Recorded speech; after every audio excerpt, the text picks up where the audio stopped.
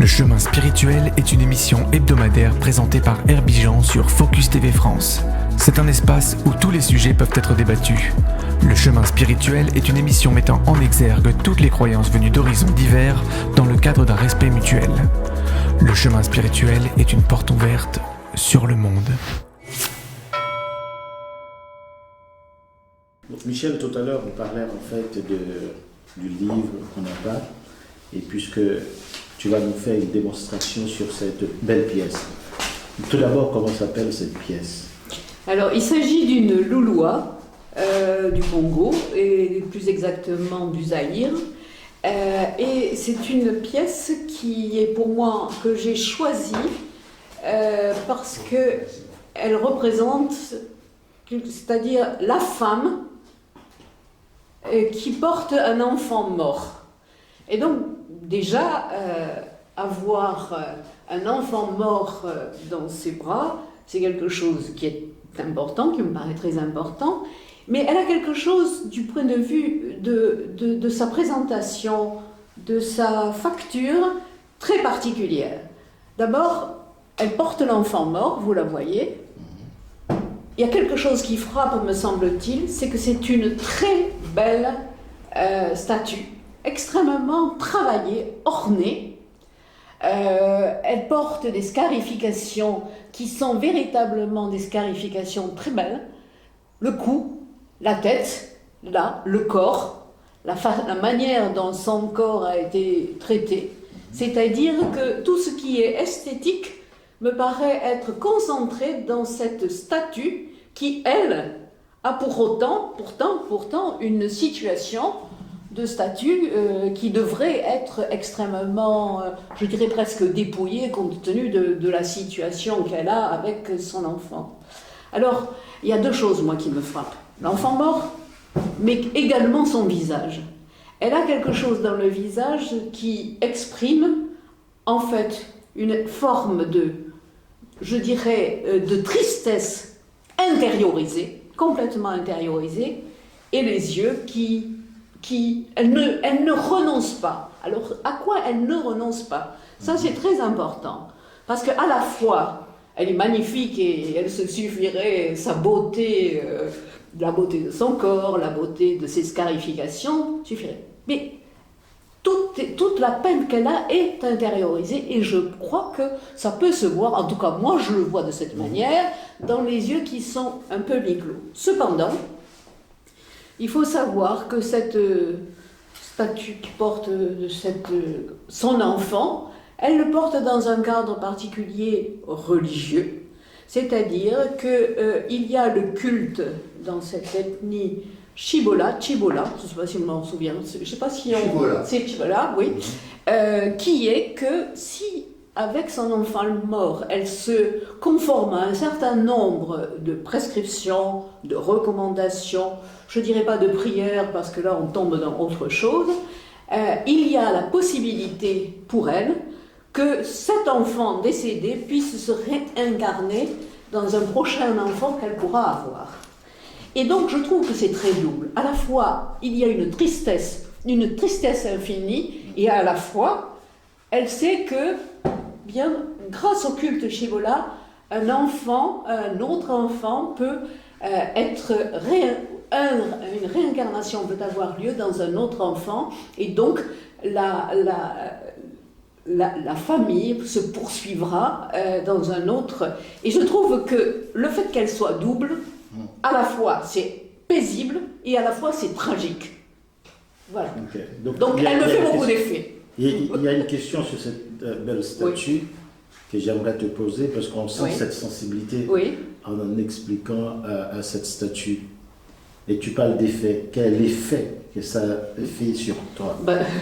L'effet, je crois que je viens d'en parler. Ça me touche beaucoup. Tout à fait. Ça me touche parce que elle est complexe.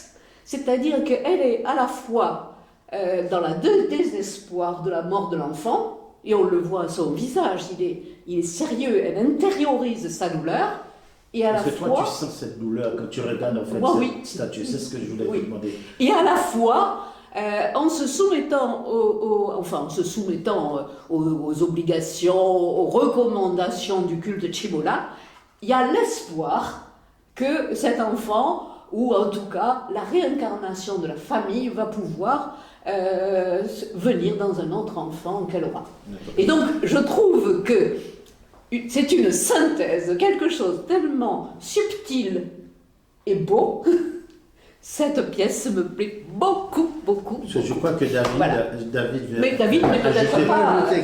Il veut ajouter quelque chose. Ajoute. Décidément, on ne peut pas mettre David à l'écart. Oh, mais moi, je l'enquiquine aussi sur ça. Je vais ajouter quelque chose. On a parlé de culte dans la tradition africaine. Plus que de divinité, c'est un culte des ancêtres.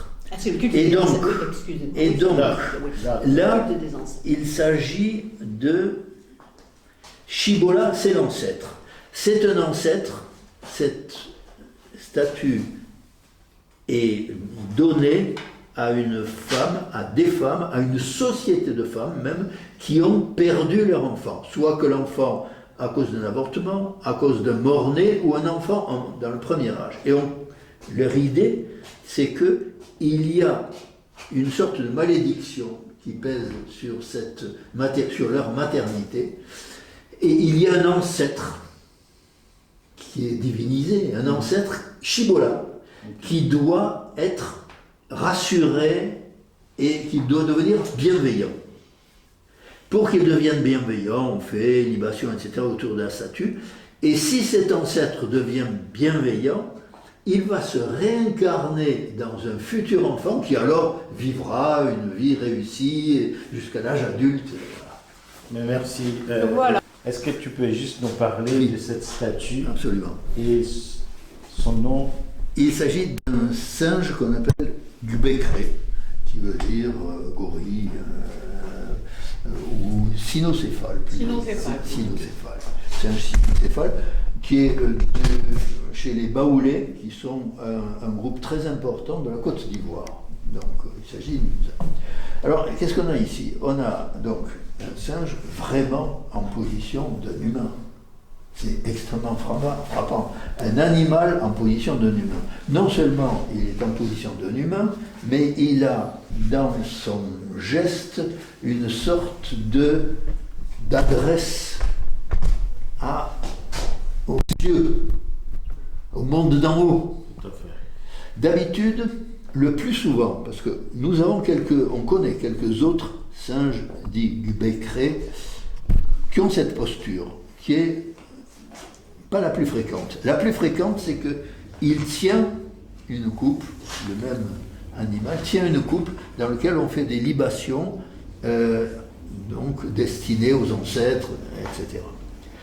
Là, vraiment, il s'adresse directement et il est dans une position de, appel, d'intermédiation avec la divinité, on peut dire. C'est très frappant que dans cette tradition, et on a souvent cette tradition en Afrique, l'animal, l'humain sont assez proches et ont un lien avec le divin, on va dire. Le divin, et le divin pour eux, c'est très lié aux ancêtres. Il y a parfois confusion entre les deux. Ancêtres divinisés. Dans certains pays, il y a de vraies divinités qui sont désignées par leur nom, et dans d'autres, on dit il y a sûrement un Dieu qui a créé le monde, mais sûrement il ne s'occupe pas de nous. Et donc ce sont les ancêtres qui nous regardent, qui continuent à nous.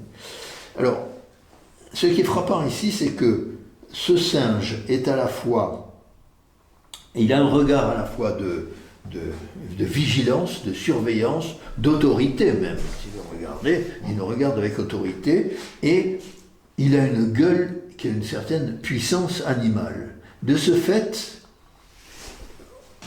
il y a plusieurs formes pour juguler un peu leur puissance et donc d'une certaine façon leur dangerosité. Dans la tradition, dans différentes traditions africaines. Ça peut être qu'on leur lie les pieds, ça peut être qu'on leur coupe les mains. Ici, la solution adoptée, c'est qu'on a entouré de façon très serrée sa gueule pour limiter le pouvoir de menace, d'ouverture de cette gueule pour limiter sa puissance. Donc à la fois, on lui demande de la bienveillance, une intercession par rapport aux ancêtres à qui on demande de nous soutenir dans nos projets, et à la fois, on sait qu'il peut être sévère, voire maléfique. Et donc, on limite un peu son pouvoir. David, ce sera la dernière statue que tu vas nous présenter. Et on sent qu'il y a la vie, en fait, dans le statue. Et d'où vient cette statue? Comment elle s'appelle? La signification de toute ces belles personnes ou les femmes. Et la dernière, tu m'as dit que c'est une panthère. Absolument. Donc, une reine porteuse de deux grands jumeaux, assise sur son trône qui est porté par une panthère. Il s'agit d'une pièce bamileke du Cameroun et plus précisément, on le sait, fabriquée dans la ville de Banjul. Banjul a la spécialité qui était très connue d'avoir fait des œuvres où les personnages sont en rotation complexe. Et là, effectivement, regardez, chaque enfant, le derrière dans ce sens, les mains dans l'autre sens, ils ont tous des positions différentes. Donc, on a une sculpture d'une extrême richesse de composition. Ce qui est, à quoi s'ajoute le perlage. Le perlage, en quoi il consiste? Les pièces en bois, c'est une sculpture en bois fondamentalement, sont couvertes d'un tissu très tendu sur lequel on coud des perles multicolores pour donner un décor coloré. Moi, je trouve cette statue extrêmement expressive. La mère a une certaine indépendance, elle reste très féminine. Elle n'est pas seulement une maternité comme on a vu dans d'autres, hein. Elle est aussi une femme avec son désir, on dirait qu'elle cherche à charmer, elle a un sourire qui s'adresse peut-être à la statue qui est de l'autre côté, personnage qui est de l'autre côté, et les enfants sont aussi indépendants, chacun se tourne d'un côté à sa propre position, donc une figure, quant à l'animal, je ne sais pas si on l'a vu le profil, mais il porte la charge lourde de sa majesté quand même. Il a un dos très courbé dans un effort important. Je trouve que cette statue est extrêmement expressive, avec des expressions extrêmement variées, donc très différentes les unes des autres. Voilà. Bon, merci David. Donc on va terminer cette émission sur cette belle question, à savoir la restitution. Peut-on nous parler de ce gros mot?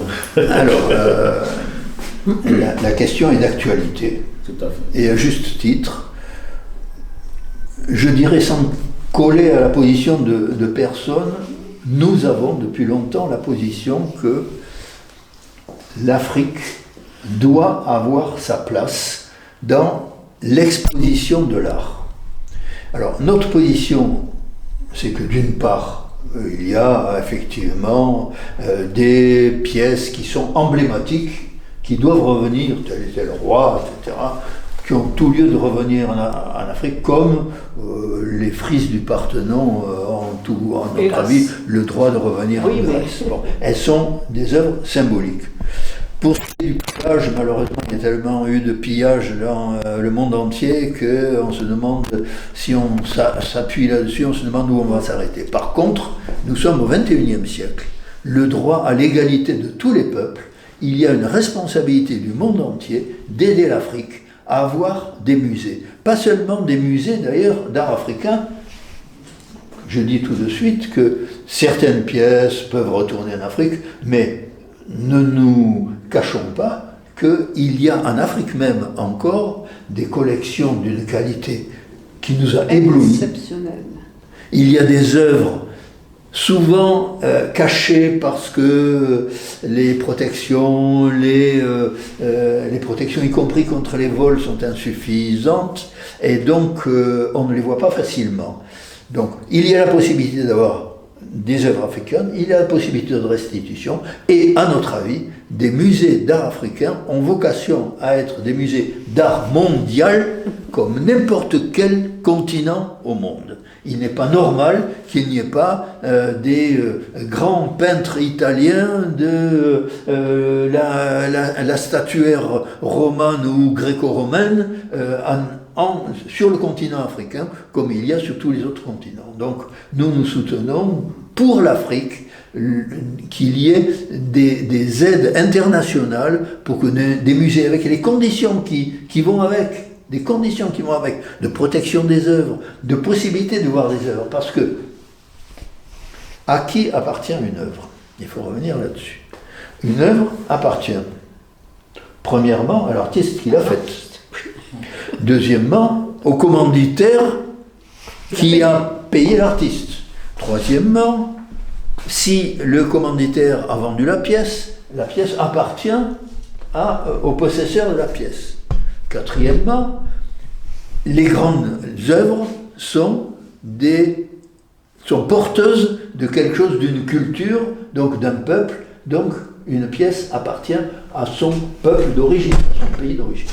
Enfin, les grandes œuvres d'art, pas seulement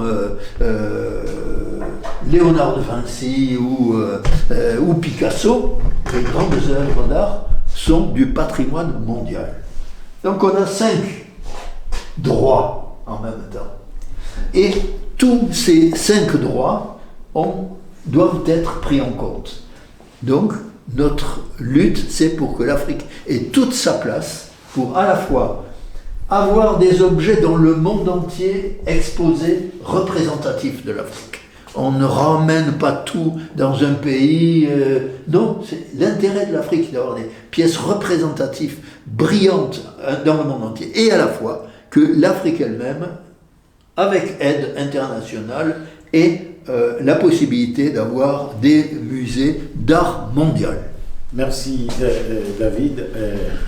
Merci aussi à Michel. Je ne sais pas si tu veux rajouter un dernier mot. Non, là-dessus, nous avons une position complètement commune. On